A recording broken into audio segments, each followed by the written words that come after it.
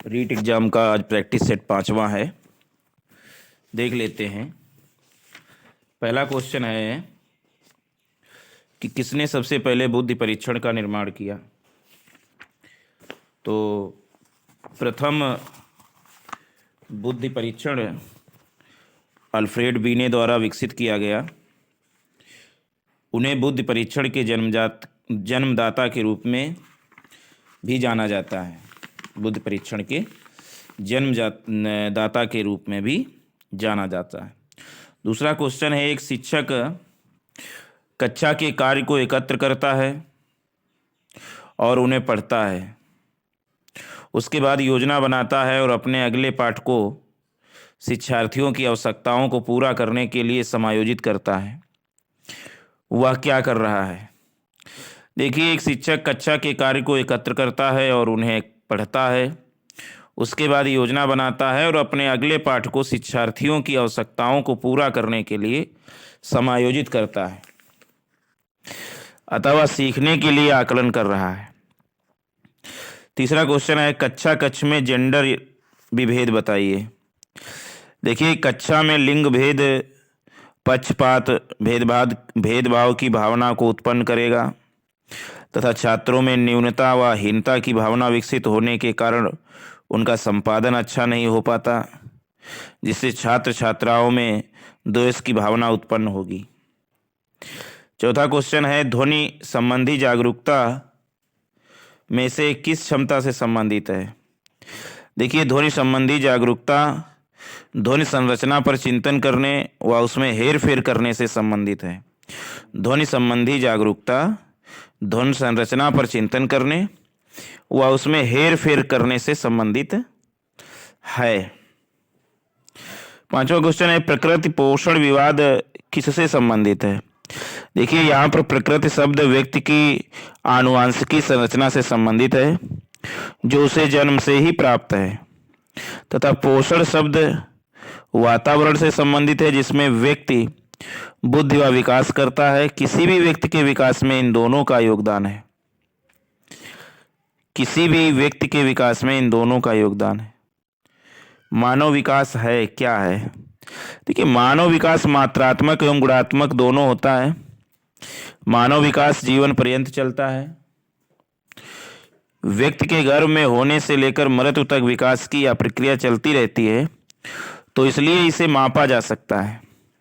इस प्रकार यह मात्रात्मक है और साथ ही यह गुणात्मक भी है, क्योंकि वृद्धि के रुकने के बाद भी कई चीजों में विकास होता रहता है।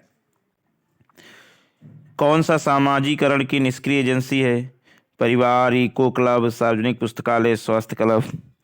देखिए, परिवार जो है वो इको क्लब व स्वास्थ्य क्लब सामाजिकरण की सक्रिय संस्थाएं हैं, जहाँ व्यक्ति दूसरों के साथ संप्रेषण के माध्यम से सामाजिक बनता है तथा अपने विचारों को दूसरों के साथ बांटता है, परंतु यह सार्वजनिक पुस्तकालय में अधिक संभव नहीं है।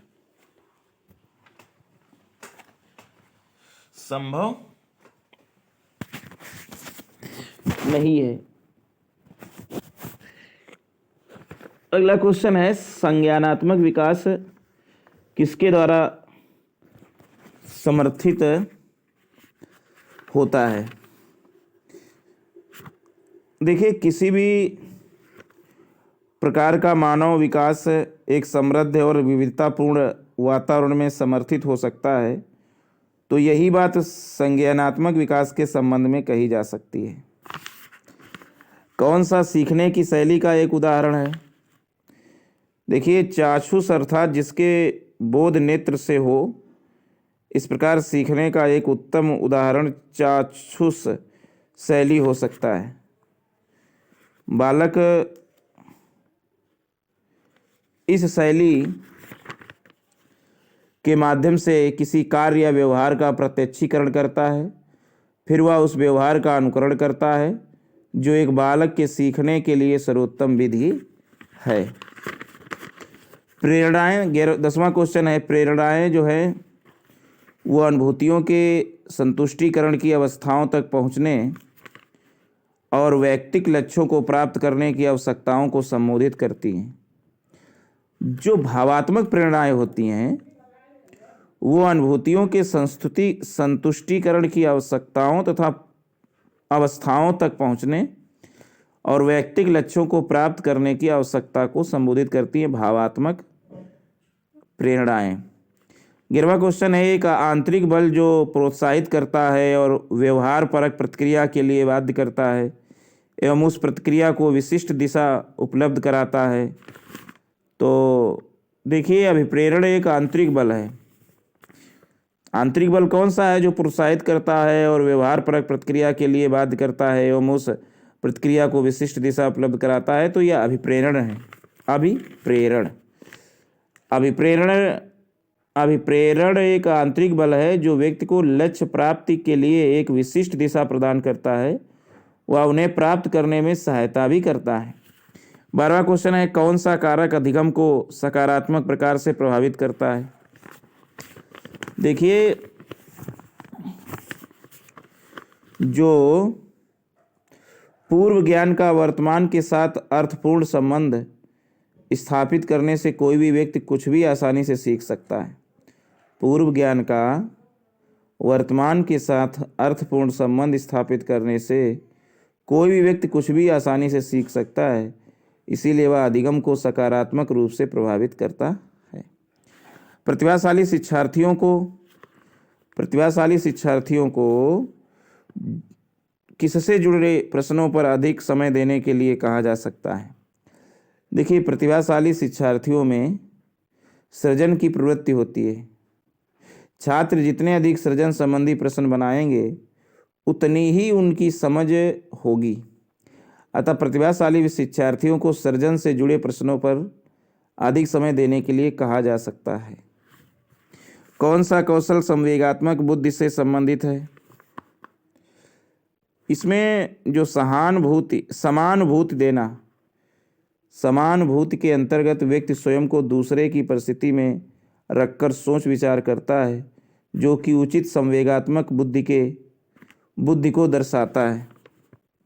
गणित से अधिगम निर्योग्यता का आकलन निम्न में से किस परीक्षण द्वारा सर्वाधिक उचित तरीके से किया जा सकता है? तो सही ऑप्शन होगा निदानात्मक परीक्षण में मुख्यतः अधिगम निर्योग्यता का परीक्षण किया जाता है। यह व्यक्ति की विषय पर कमजोरी और मजबूती के बारे में सूचना देता है। 16वां क्वेश्चन है, प्रवाह पूर्णता, व्याख्या, मौलिकता और लचीलापन। प्रवाह पूर्णता, व्याख्या, मौलिकता और लचीलापन किसके साथ संबंधित तत्व हैं? तो इसमें सही हो जाएगा, अपसारी चिंतन के अंतर्गत व्यक्ति को कुछ तथ्य तो दिए गए होते हैं। अपसारी चिंतन के अंतर्गत व्यक्ति को कुछ तथ्य तो दिए होते हैं, उनमें अपनी ओर से एक तथ्य जोड़कर निष्कर्ष निकाला जाता है। इस प्रकार के चिंतन में प्रवाह पूर्णता, व्याख्या, मौलिकता और लचीलापन होता है। इस प्रकार के चिंतन अपसारी चिंतन के अंतर्गत व्यक्ति को कुछ तथ्य तो दिए होते हैं, उनमें अपनी ओर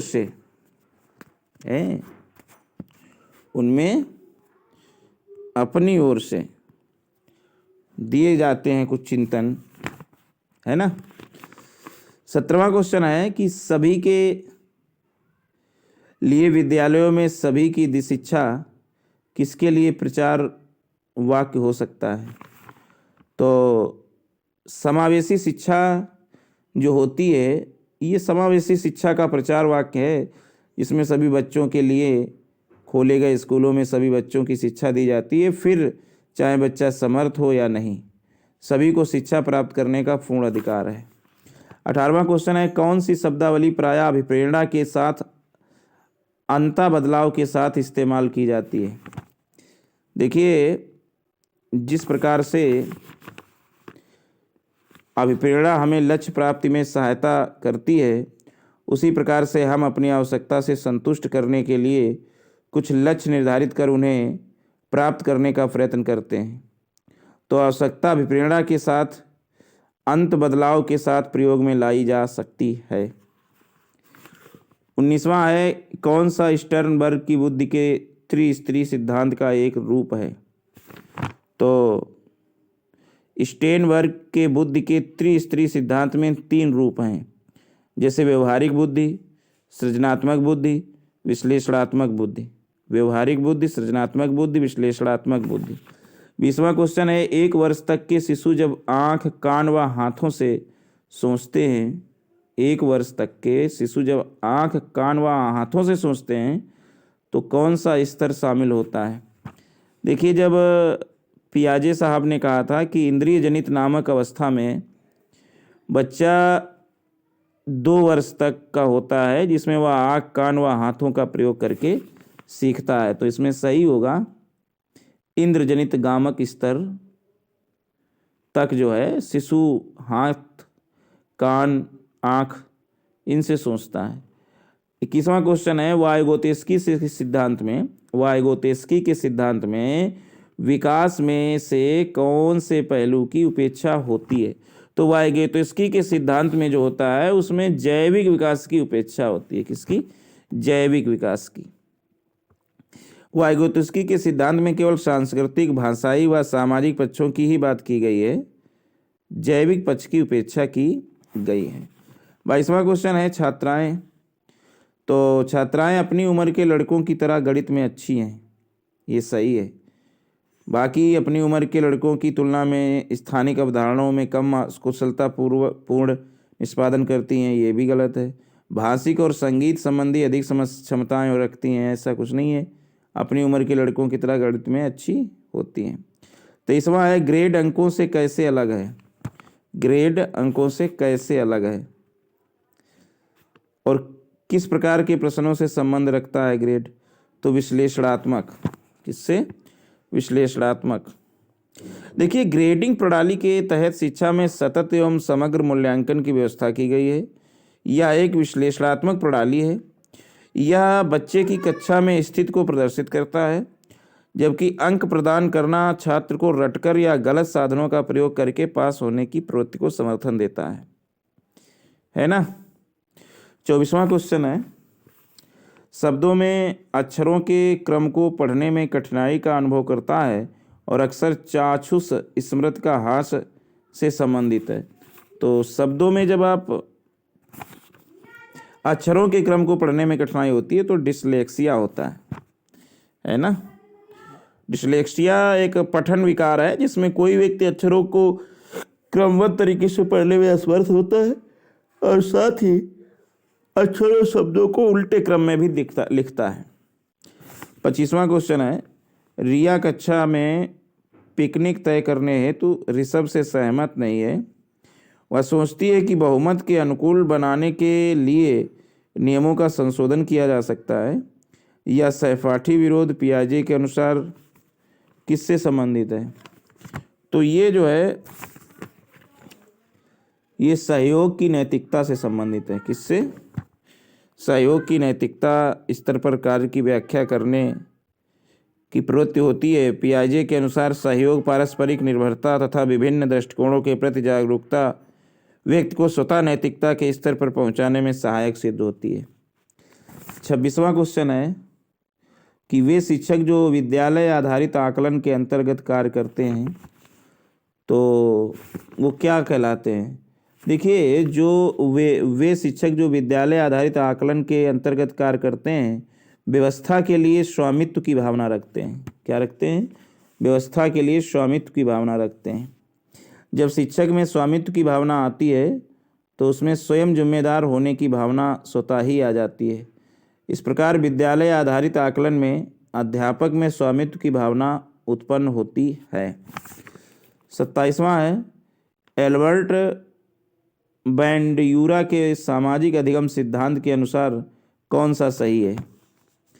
देखिए, एल्बर्ट बैंड्यूरा के अनुसार जब बच्चा कुछ सीखता है तो सबसे पहले वह किसी को प्रतिरूपण के रूप में देखता है, वह उसके बाद सीखना शुरू करता है।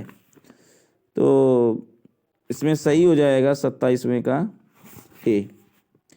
मतलब एल्बर्ट बैंड्यूरा के सामाजिक अधिगम सिद्धांत के अनुसार बच्चों के सीखने के लिए प्रतिरूपण यानी मॉडलिंग एक मुख्य तरीका है। किसके अनुसार? एल्बर्ट बैंड्यूरा। बाकी ये कुछ नहीं सही है। अनसुलझा संकट बच्चे को नुकसान पहुंचा सकता है, संज्ञानात्मक विकास सामाजिक विकास से स्वतंत्र है, ऐसा कुछ नहीं। खेल अनिवार्य है और उसे विद्यालय में प्राथमिकता दी जानी चाहिए, नहीं। एल्बर्ट वेंडुंडर के अनुसार सामाजिक अधिगम सिद्धांत के अनुसार बच्चों की सीखने के लिए प्रतिरूपण यानी मॉडलिंग एक मुख्य तरीका है। 28वां क्वेश्चन है, जब बच्चे एक अवधारणा को सीखते हैं और उसका प्रयोग करते हैं तो अभ्यास उनके द्वारा की जाने वाली त्रुटियों को कम करने में मदद करता है। यह विचार किसके द्वारा दिया गया? देखिए, ये थॉर्नडाइक का प्रयास एवं त्रुटि सिद्धांत से संबंधित है।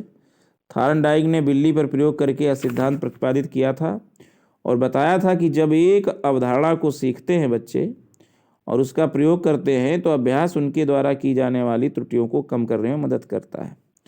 अच्छा, 29वां क्वेश्चन, सिद्धांत चित्र द्वारा नवीन अवधारणाओं की समझ बढ़ाते हैं। तो ये है उचित सिद्धांत। क्या है? उचित सिद्धांत। अब उचित सिद्धांत चित्र के द्वारा किसी भी प्रकरण को आसानी से समझ व व्यवस्थित किया जा सकता है। इसके अंतर्गत किसी भी अवधारणा को छोटी छोटी उप अवधारणाओं में बांट दिया जाता है, जिसके द्वारा सूचना को व्यवस्थित व तर्कपूर्ण ढंग से समझाया जा सकता है।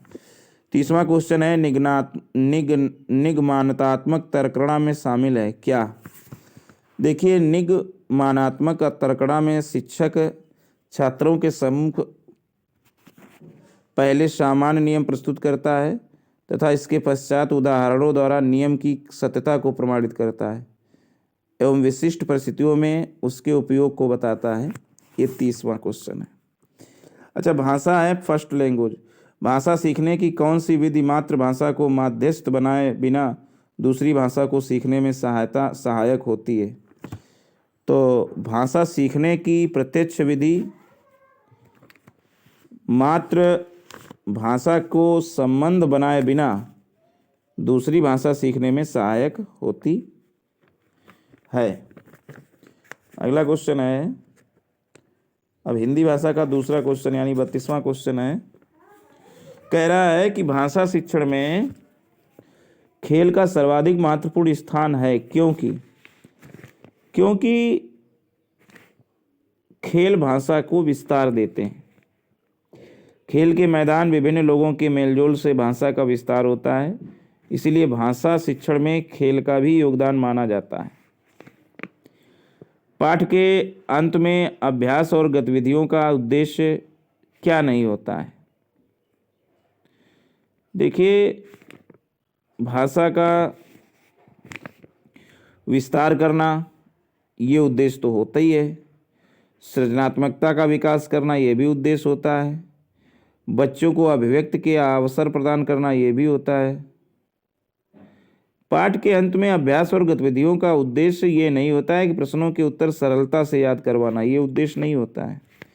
विद्यार्थियों को प्रश्नों के उत्तर सरलता से याद करवाने का कार्य पाठ के अंत में अभ्यास और गतिविधियों का उद्देश्य नहीं है, बाकी सब है। अच्छा, 34वां है, पठन पाठन के अंत में ऐसे अभ्यास एवं गतिविधियां हों जो, देखिए, पठन पाठन के अंत में ऐसे अभ्यास एवं गतिविधियां हों जो बच्चों को स्वयं कुछ करने और सीखने का अवसर प्रदान करें। साथ ही यह भी ध्यान देना चाहिए कि ये अभ्यास शारीरिक मानसिक विकास से संबंध तथा प्रेरणा प्रदान करने वाले हों। 35वां है, भाषा शिक्षण में बालक में मौखिक कौशल के विकास के लिए सबसे कम महत्वपूर्ण क्या है? देखिए, भाषा शिक्षण में बालक में मौखिक कौशल के विकास के लिए प्रश्नों के उत्तर पूछना सबसे कम महत्वपूर्ण है। बाकी किसी विषय पर चर्चा करना, बच्चों की बात को धैर्य से सुनना, अपनी बात को पूरा मौका देना, ये तो भाषा शिक्षण में बालक और मौखिक कौशल के विकास के लिए सबसे कम महत्वपूर्ण नहीं है ये तो। लेकिन सबसे महत्वपूर्ण जो है, कम महत्वपूर्ण है, वो है प्रश्नों के उत्तर पूछना। बाकी तो ये तो बड़ी बात है, किसी विषय पर चर्चा करना तो और मौखिक बात है, बच्चों की बात को धैर्य से सुनना, है ना। 36वां है, भाषा सीखने में मातृभाषा का व्याख्यान। भाषा सीखने में मातृभाषा का व्याख्यान आंशिक रूप से होता है, आंशिक रूप से होता है ना। भाषाई कौशलों के संदर्भ में कौन सा कथन सत्य है? देखिए, भाषाई कौशलों के संदर्भ में कौन सा कथन सत्य है? तो भाषाई कौशल एक दूसरे से स्वतंत्र होते हैं, ये कथन सत्य नहीं है। भाषाई कौशल एक क्रम से सीखे जाते हैं, ये भी नहीं सत्य। भाषाई कौशल एक दूसरे को प्रभावित नहीं करते, ये भी नहीं है। भाषाई कौशलों के संदर्भ में सही कथन है, भाषाई कौशल एक साथ सीखे जाते हैं, क्रम से नहीं। 38वां है, भाषा सीखने में होने वाली त्रुटियों के संदर्भ में कौन सा कथन सत्य नहीं है? तो त्रुटियां सीखने सिखाने की प्रक्रिया का अभिन्न अंग है, ये सही है। त्रुटियां अस्थायी होती है, ये भी सही है। त्रुटियां अस्थायी होती है, भी सही है। भाषा सीखने में होने वाली त्रुटियां यह समझने में मदद करती हैं कि बच्चे के मस्तिष्क में क्या चल रहा है, तो ये भी सही है। भाषा सीखने में होने वाली त्रुटियां स्थायी होती हैं, स्थायी थोड़ो होती हैं, वो धीरे धीरे सही हो जाएंगी, है ना। भाषा सीखने में होने वाली त्रुटियां स्थायी होती हैं तथा ये सीखने सिखाने की प्रक्रिया का अभिन्न अंग है, एवं त्रुटियों से बच्चों की मानसिक स्थिति भी स्पष्ट होती है। अतः भाषा सीखने के संदर्भ में त्रुटियां स्थायी या कथन सत्य नहीं है। 39वां, एक प्राथमिक शिक्षक के रूप में आप सतत और व्यापक आकलन करते समय किसे सर्वोपरि मानते हैं? देखिए, प्राथमिक शिक्षक के रूप में बच्चों द्वारा विभिन्न संदर्भों में भाषा प्रयोग की कला की पहली प्राथमिकता होनी चाहिए, अन्यथा बच्चा बोलने में त्रुटियां करेगा। अतः शिक्षक को इस पर विशेष ध्यान देना चाहिए, है ना। तो बच्चों द्वारा विभिन्न संदर्भों में भाषा प्रयोग की क्षमता। अच्छा, प्राथमिक स्तर पर बच्चों की पठन क्षमता का आकलन करने में किस प्रकार की सामग्री सर्वाधिक महत्वपूर्ण है? तो प्राथमिक स्तर पर बच्चों की पठन क्षमता का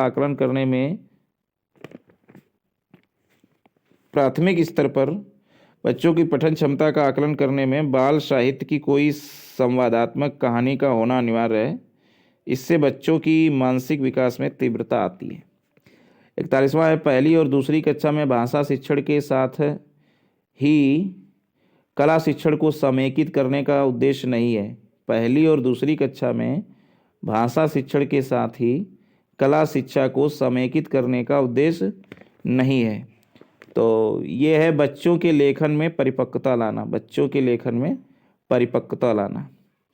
प्राथमिक स्तर पर बच्चों की घर की भाषा को अपनी कक्षा में स्थान देना जरूरी है, क्योंकि घर की भाषा, देखिए, प्राथमिक स्तर पर बच्चों की घर की भाषा को अपनी कक्षा में स्थान देना जरूरी है, क्योंकि घर की भाषा बच्चों की भाषाई पूंजी होती है। सरल होती है ये नहीं, बच्चों ने अपनी पूर्णता नहीं सीखी ये भी नहीं, बच्चे की भाषाई पूंजी होती है, तो उसको महत्व देना, स्थान देना जरूरी है। 43वां, भाषा सीखने सिखाने के संदर्भ में गृह कार्य का उद्देश्य होता है। देखिए, भाषा सीखने सिखाने में संदर्भ में गृह कार्य का उद्देश्य सीखने में विस्तार देना है। गृह कार्य देने से बच्चों को स्कूल के अलावा घर पर भी भाषागत अभ्यास होता है। इससे भाषा सीखने से उसे मदद होती है। 44वां है, भाषा अर्जन के संबंध में कौन सा कथन सत्य है? तो भाषा अर्जन में जो है, भाषा सीखना एक उद्देश्य होता है, ये कथन सत्य नहीं है। भाषा अर्जन में बच्चे को बहुत अधिक प्रयास करना पड़ता है, ये भी नहीं। भाषा अर्जन में किसी अन्य भाषा का व्याघात होता है, नहीं।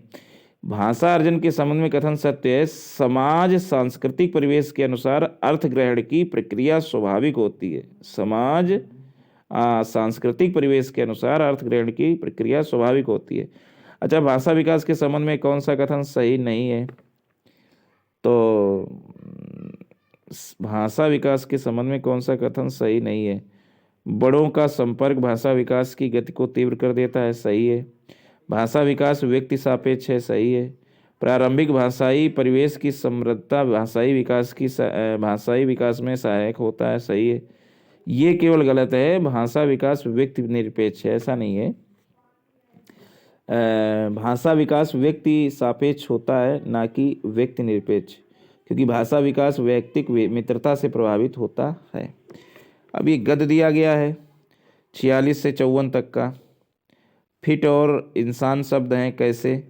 तो फिट और इंसान शब्द जो हैं वो आगत शब्द हैं, है ना। बर्नार्ड शॉ ने जीवन की उपमा किससे दी है? तो बर्नार्ड शॉ ने जीवन की उपमा जो है खुली पुस्तक से दी है। किस शब्द में एक प्रत्यय का प्रयोग नहीं किया जा सकता? तो स्वाभाविक में हो गया,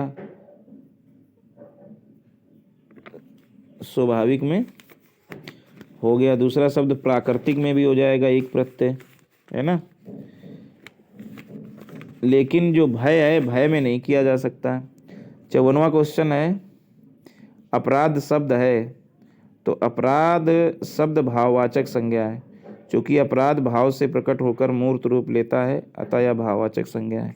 अच्छा, अगला जो 55 से 60 तक क्वेश्चन दिए गए हैं हिंदी के, वो दिए गए हैं एक कविता से। कविता इस प्रकार है, चींटियां ईर्ष्यालु नहीं होती, दौड़ती भागती, एक दूसरे को संदेश पहुंचाती, जीवन को परखती पहुंचती हैं वहाँ जहाँ कोई नहीं पहुंचा कभी चींटियां से पहले। संकेतों में करती हैं वे शब्द साधन संधान, रास्ता नहीं भूलती कभी स्मृति में रखती हैं संजोकर दोस्त और दुश्मन के चेहरे। बिखरती है कभी करार वो मगर हर बार नए सिरे से टटोलती हैं वे पूर्वजों द्वारा छोड़ी गई गंध फिर से एकजुट होते हुए। तो चींटियां आपस में बातचीत कैसे करती हैं? तो इस पैसेज के अनुसार बताते हैं कि वो संकेतों से। ईर्ष्यालु किसे कहते हैं? ईर्ष्यालु शब्द का प्रयोग दूसरों से जलने वाला इस अर्थ में होता है। चींटियों के स्वभाव में नहीं है, तो चींटियों के स्वभाव में ईर्ष्या करना नहीं होता है। बिखरी हुई चींटियां फिर से एकजुट कैसे होती हैं? तो बिखरी हुई चींटियां अपने पूर्वज की गंध से एकजुट हो जाती हैं। 59वां है, मित्र और शत्रु के चेहरों की चींटियां।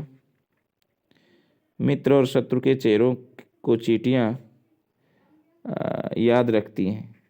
वह काव्यांश में मगर का अर्थ क्या है? मगर का अर्थ है परंतु। तो ये तो हिंदी हुआ, इंग्लिश हम लोग पढ़ते नहीं हैं, सीधे डायरेक्ट सोशल साइंस पे आते हैं।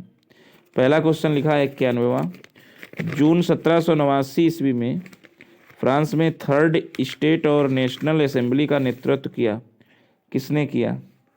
तो जून 1789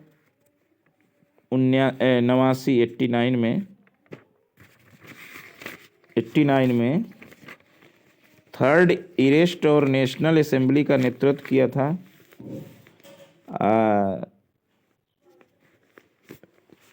मिराबो ने।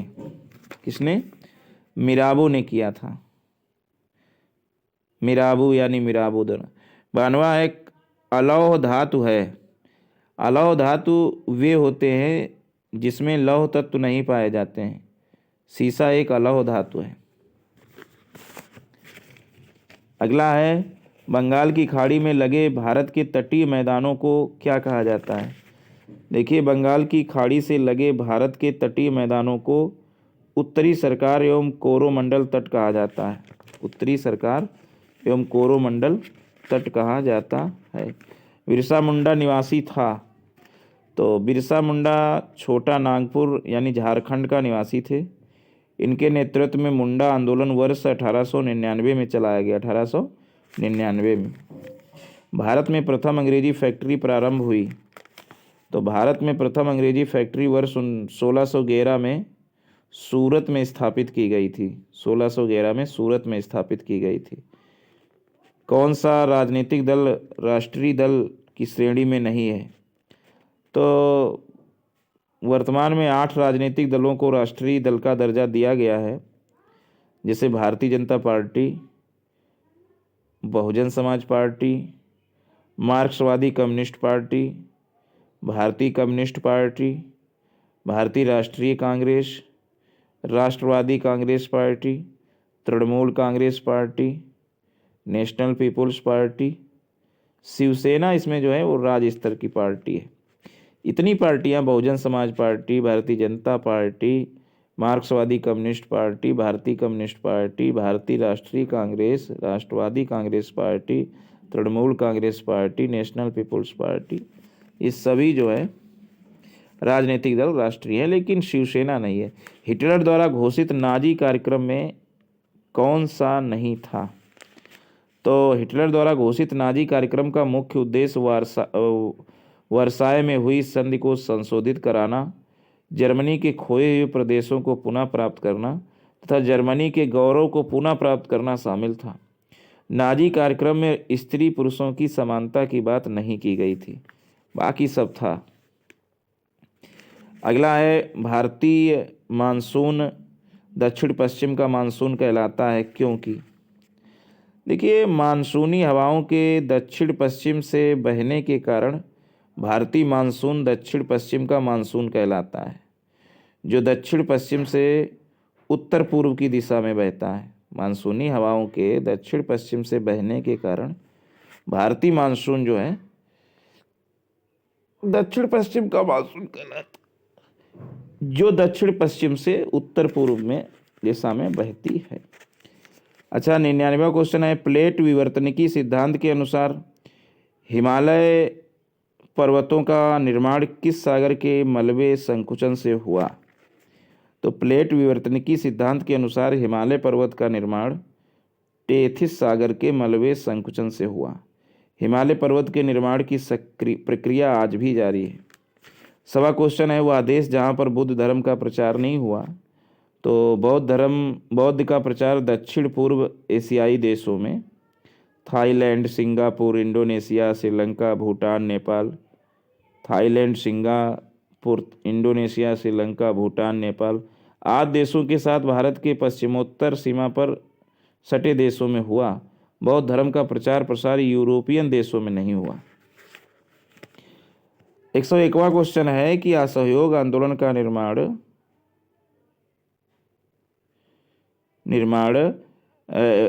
असहयोग आंदोलन का निर्णय भारतीय राष्ट्रीय कांग्रेस के किस अधिवेशन में लिया गया?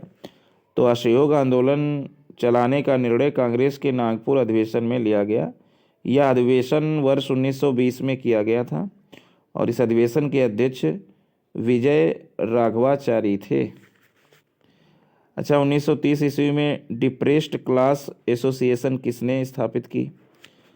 तो दलितों के उत्थान के लिए डॉक्टर B.R. अम्बेडकर ने वर्ष 1930 ईस्वी में डिप्रेस्ड क्लास एसोसिएशन की स्थापना की।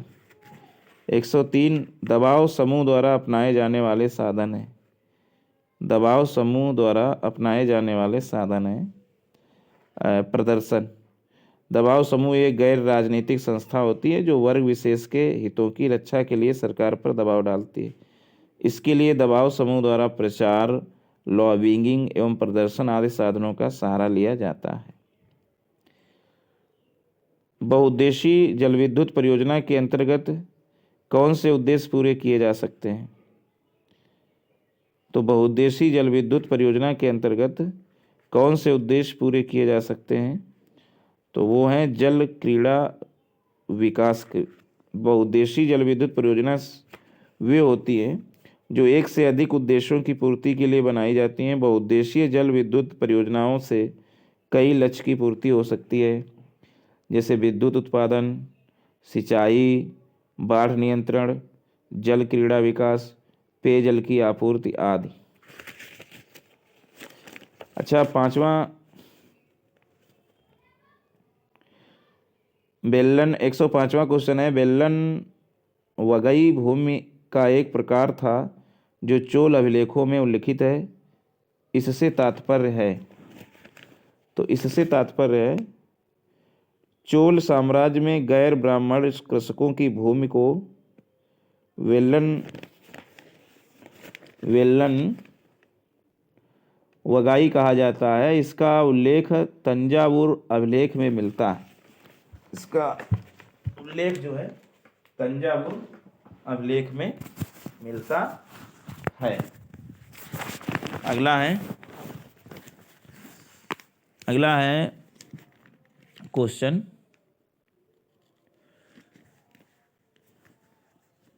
दबाव समूह द्वारा अपनाए जाने वाले साधन। तो ये तो हो गया, दबाव समूह के द्वारा अपनाए जाने वाले साधन जो हैं राजनीतिक संस्था होती है जो वर्ग विशेष के हितों की रक्षा के लिए सरकार पर दबाव डालती है। इसके लिए दबाव समूह द्वारा प्रचार, लॉबिंग एवं प्रदर्शन आदि साधनों का सहारा लिया जाता है। 105वां क्वेश्चन है कि वेल्लन वगाई भूमि का एक प्रकार था जो चोल अभिलेखों में उल्लिखित है। इससे क्या तात्पर्य है? देखिए, चोल साम्राज्य में गैर ब्राह्मण कृषकों की भूमि को वेल्लन वगई कहा जाता है। इसका उल्लेख तंजावुर अभिलेख में मिलता है। तंजावुर। 160वां क्वेश्चन है, कौन सा ज्वारीय वन है? कौन सा ज्वारीय वन है? मैग्रो वन ज्वारीय वन होते हैं। ज्वारीय वन वे होते हैं जो क्षारीय, दलदली एवं तटीय क्षेत्रों के वन होते हैं। क्षारीय, दलदली एवं तटीय क्षेत्रों के वन होते हैं। और मैग्रो वन ज्वारीय वन होते हैं। ज्वारीय वन वे होते हैं जो क्षारीय, दलदली एवं तटीय क्षेत्रों के वन होते हैं। संविधान के अनुसार प्रधानमंत्री हैं।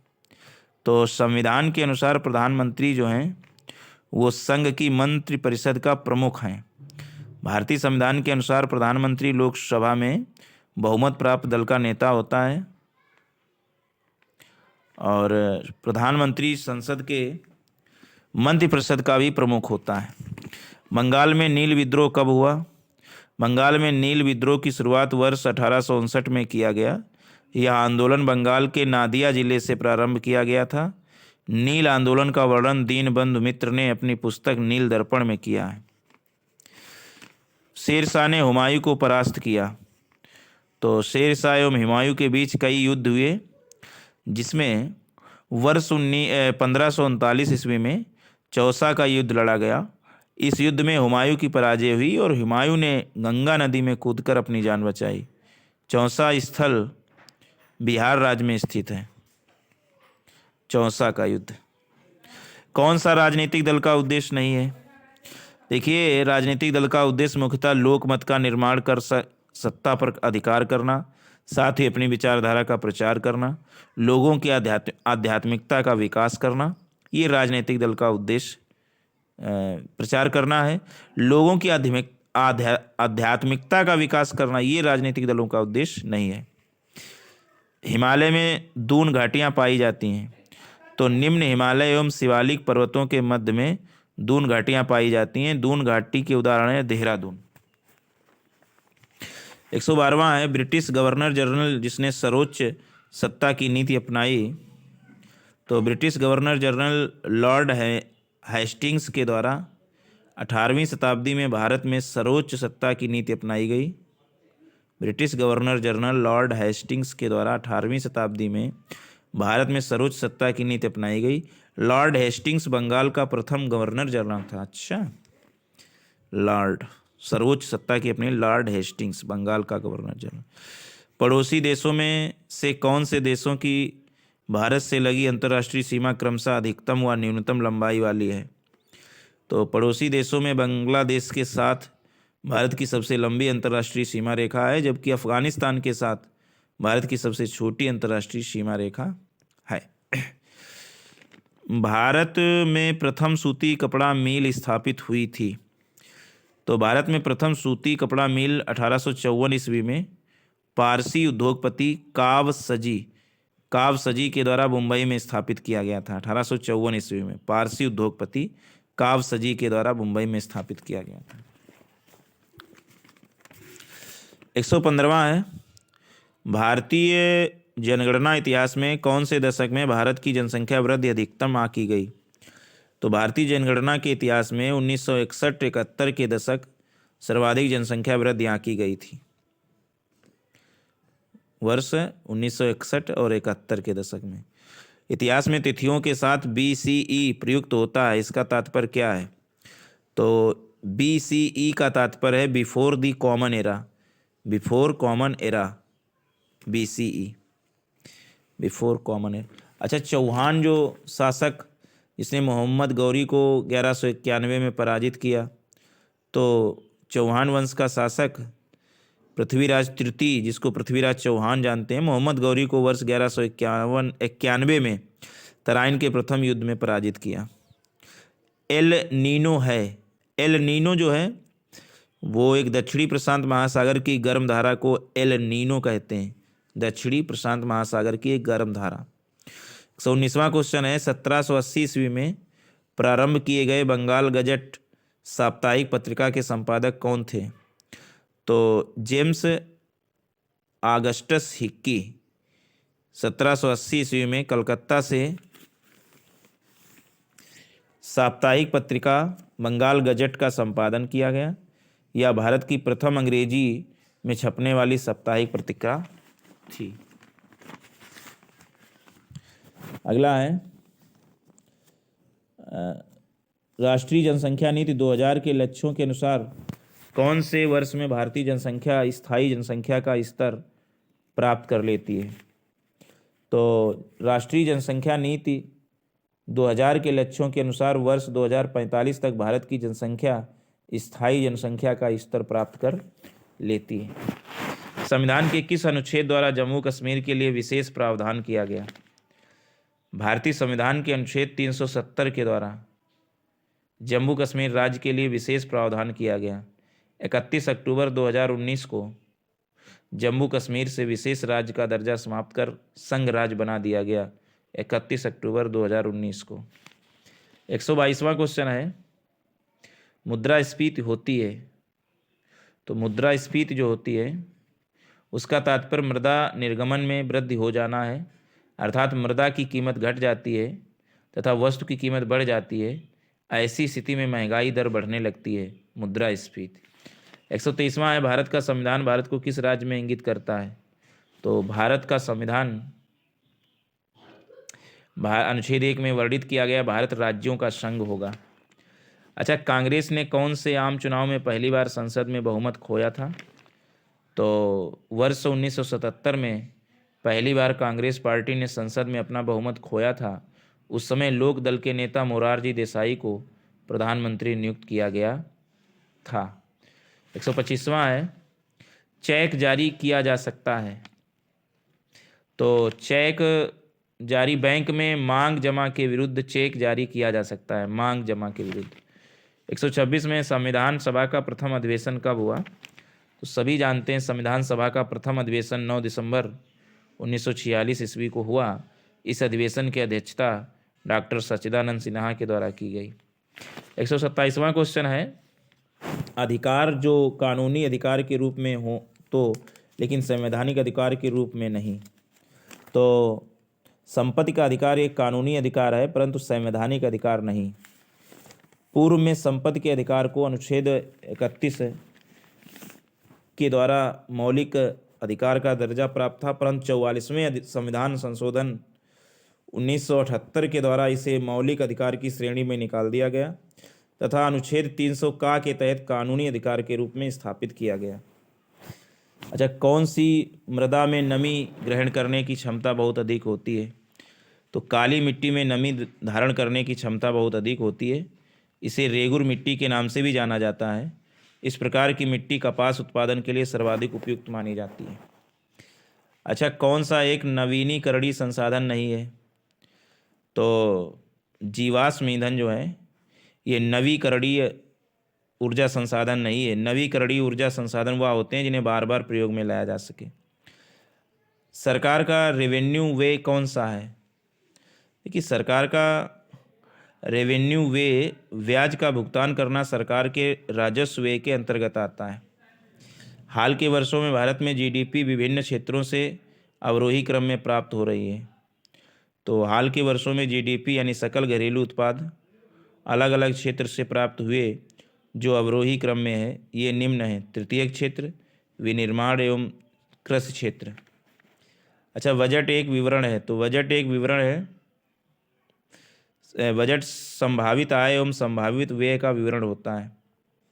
संभावित आय और संभावित व्यय का। अच्छा, कौन सा मानव विकास सूचकांक का घटक नहीं है? तो स्वास्थ्य एवं पोषण जो है, स्वास्थ्य एवं पोषण जो है ये मानव विकास सूचकांक के घटक नहीं है। बाकी मानव विकास सूचकांक के 3 घटक होते हैं। प्रति व्यक्ति आय, जन्म के समय जीवन प्रत्याशा, सकल पंजीयन दर यानी शिक्षा।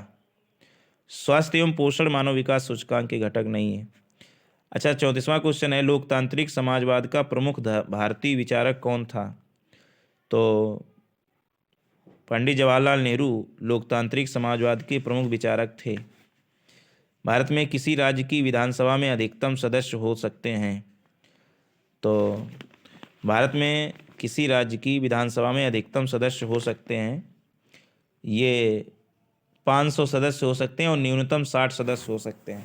60 से कम नहीं और 500 से अधिक नहीं हो सकते। भारत में राष्ट्रीय आय अनुमानित की जाती है। तो भारत में राष्ट्रीय आय का अनुमान केंद्रीय सांख्यिकी संगठन के द्वारा किया जाता है। इस संगठन का मुख्यालय नई दिल्ली में है। 137 में एजेंडा 21 की घोषणा हुई।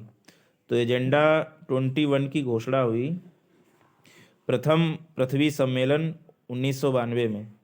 प्रथम पृथ्वी सम्मेलन संयुक्त राष्ट्र के सहयोग से पर्यावरण एवं जलवायु संरक्षण के लिए वर्ष 1992 में प्रथम पृथ्वी सम्मेलन का आयोजन रियो डी जेनेरियो में हुआ। इसी सम्मेलन में एजेंडा 21 की घोषणा की गई थी। 138वां है जनसंख्या 2011 के अनुसार भारत में जनसंख्या घनत्व एवं लिंगानुपात क्रमशः कितना था। तो जो 2011 की जनगणना के अनुसार भारत में जनसंख्या घनत्व 382 तथा लिंगानुपात 943 था। राज्यसभा के 1/3 सदस्य पदमुक्त होते हैं। तो राज्यसभा के 1/3 सदस्य जो हैं पदमुक्त होते हैं। कितने पर? तो प्रत्येक 2 वर्ष में। राज्यसभा संसद का उच्च सदन एवं स्थायी सदन है। इसके 1/3 सदस्य प्रत्येक 2 वर्ष में पदमुक्त होते हैं। अच्छा, भारतीय संविधान के निर्माण को किस भारतीय प्रशासन अधिनियम ने सर्वाधिक प्रभावित किया? तो 2000 प्रभावित किया। तो इसमें हो जाएगा भारत के संविधान के अधिकतर अनुच्छेद भारत शासन अधिनियम 1935 में लिए गए तथा इसी से सर्वाधिक प्रभावित हैं। अच्छा, असंबंधित को बाहर कीजिए। भारतीय state bank, Canara bank, HDFC bank, central bank of India. देखिए, भारतीय स्टेट बैंक, कैनरा बैंक तथा सेंट्रल बैंक ऑफ इंडिया ये सभी राष्ट्रीयकृत वाणिज्यिक बैंक हैं, जबकि HDFC बैंक निजी क्षेत्र का वाणिज्यिक बैंक है। निजी क्षेत्र का वाणिज्यिक बैंक है। भौगोलिक सीमाओं से अलग विशेष क्षेत्रों में पाई जाने वाली जातियां क्या कहलाती हैं? जो भौगोलिक सीमाओं से अलग विशेष क्षेत्रों में पाई जाने वाली जातियां स्थानिक जातियां कहलाती हैं। कैसी? स्थानिक जातियां। भारत में वित्त आयोग क्या है? क्योंकि भारत में वित्त आयोग एक संवैधानिक संस्था है। केंद्र तथा राज्यों के मध्य धन का बंटवारा करना इसी संस्था का उत्तरदायित्व है। अच्छा, रिजर्व बैंक निर्धारित नहीं करता है क्या? देखिए, रिजर्व बैंक बैंकों से संबंधित करों का निर्धारण करता है, जैसे बैंक रेट, रेपो रेट तथा रिवर्स रेपो रेट आदि, जबकि आय कर का निर्धारण भारत सरकार के द्वारा किया जाता है। 145 है जनगणना 2011 के अनुसार भारत में 0 से 6 वर्ष के आयु वर्ग में जनसंख्या है अनुमानतः। तो 2011 के जनगणना के अनुसार भारत में 0 से 6 वर्ष के आयु वर्ग के बच्चों की जनसंख्या अलग अलग 18 करोड़ है। 0 से 6 वर्ष के आयु वर्ग के बच्चों की जनसंख्या लगभग 18 करोड़ है। जिस मौलिक अधिकार को आपातकाल में भी समाप्त नहीं किया जा सकता वह कौन सा है? जीवन एवं व्यक्तिगत स्वतंत्रता का अधिकार किसी भी स्थिति आपातकाल में भी समाप्त नहीं किया जा सकता। यह अधिकार भारतीय नागरिकों के साथ साथ विदेशी नागरिकों को भी प्राप्त है। अच्छा, राष्ट्रपति के विरुद्ध संविधान के उल्लंघन पर महाभियोग की पहल हो सकती है। तो राष्ट्रपति के विरुद्ध संविधान के उल्लंघन पर संसद के किसी भी सदन में महाभियोग की पहल हो सकती है। संविधान के अनुच्छेद 61 में राष्ट्रपति के महाभियोग की प्रक्रिया का वर्णन किया गया है। किसी अर्थव्यवस्था में निजी एवं सार्वजनिक क्षेत्रों में वर्गीकरण का आधार होता है। तो उद्यमिता एवं स्वामित्व के आधार पर निजी और सार्वजनिक क्षेत्रों का वर्गीकरण होता है। जिस क्षेत्र पर सरकार का स्वामित्व होता है उसे सार्वजनिक क्षेत्र कहते हैं और जिस क्षेत्र पर व्यक्ति विशेष का स्वामित्व होता है उसे निजी क्षेत्र कहते हैं।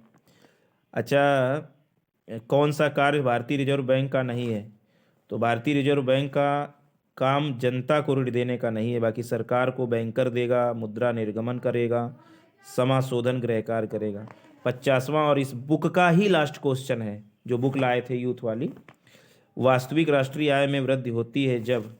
तो वास्तविक राष्ट्रीय आय में वृद्धि होती है जब अर्थव्यवस्था में कुल उत्पादन बढ़ता है। कुल उत्पादन बढ़ता है तब राष्ट्रीय आय में वृद्धि होती है। तो इस तरीके से हमने ये पूरी किताब आपको पढ़ाई। Thanks for watching and hearing my videos. REET exam का आज प्रैक्टिस सेट 5वां है, देख लेते हैं।